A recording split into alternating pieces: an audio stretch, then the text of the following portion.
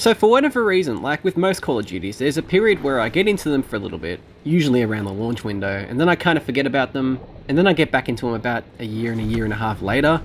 This happened with Black Ops 3. I got into that game around launch, didn't play it for a bit, and then, yeah, a year and a half later, June 2017, became my most played Call of Duty. Spent over 100 hours on it. To date, it's the only Call of Duty I've spent over 100 hours on Xbox One. So that's odd. But here we are, about a year and a half after Black Ops 4 came out, and here I am. I'm playing Black Ops 4 again. And the double XP weekend has been a pretty good incentive to actually get back into it, because you level up a lot quicker, you get to access new things quicker, so on and so forth. You know the drill at this point. So it's actually been pretty great. I've been really enjoying it, to some degree.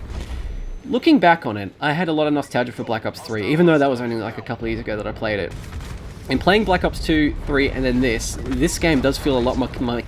This game feels a lot more mechanically tighter than Black Ops 2 and 3 did. Black Ops 2 still feels great, but it feels kind of chaotic and a bit too quick. This game is slowed down, and that's kind of to its benefit. The game does feel just right with its pacing. It's slowed down from the chaotic, manic insanity that was Black Ops 3.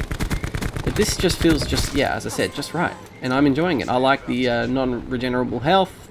You know, it's a lot of cool things to like here. I don't like the monetization practices that they went with this game, which includes, and is not limited to, map packs, a lot of things being hidden behind loot boxes and shit like that, like death effects for some reason, and all sorts of camos.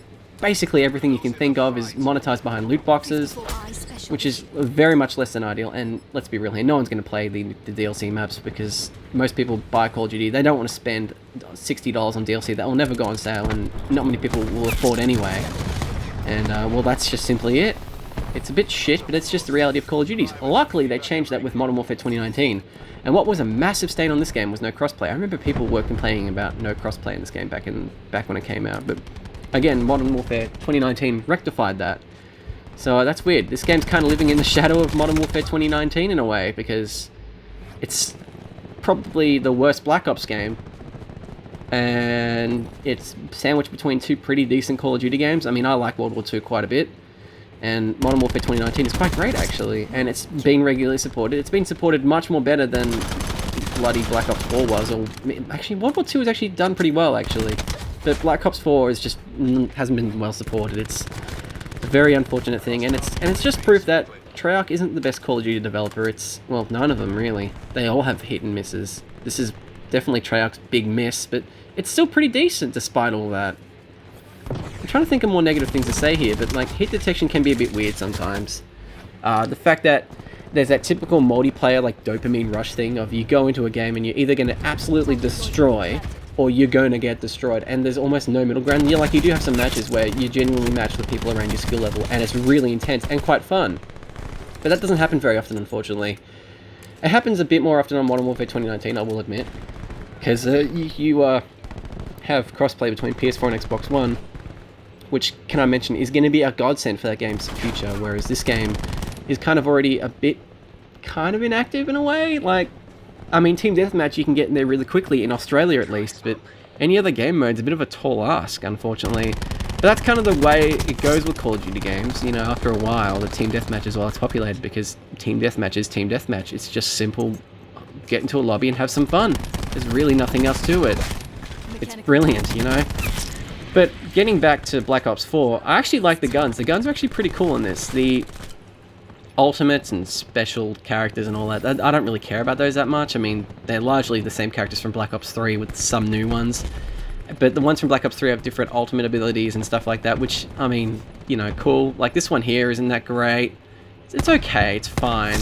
I mean, it does one-shot kill from any range, but, you know, nothing much different from... And I believe the weapon model is actually just one of the guns from Black Ops 2.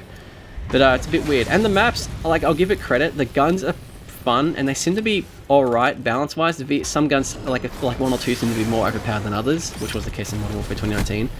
But the maps are actually pretty good. I think the maps are probably the best thing about this game, and I hit level 32 in that clip actually, but I'm already like level 42, so I did play quite a bit more. But yeah, the maps actually seem to be this game's strongest point by quite some margin actually, because they're just fun. Every map's like, oh, okay, this is pretty cool. There doesn't seem to be one massive choke point on any of the maps. Like, there are big areas that people generally have the most engagements around, sure, but it's not super linear and super concentrated to one specific area. It's usually around a 3-lane thing, which I guess, yeah, 3-lane maps, Treyarch do a lot of 3-lane maps. And I guess Modern Warfare 2019 changed that. Oh yeah, plus this Call of Duty did start the whole trend of like having like 30 gig updates. I personally think a part of that is just to manipulate you to not uninstall the game, because it takes so much of your data that you shouldn't uninstall it. You should at least keep it, you know, that sort of thing. But maybe that's just the inner loony in me or something like that, the inner conspiracy theorist.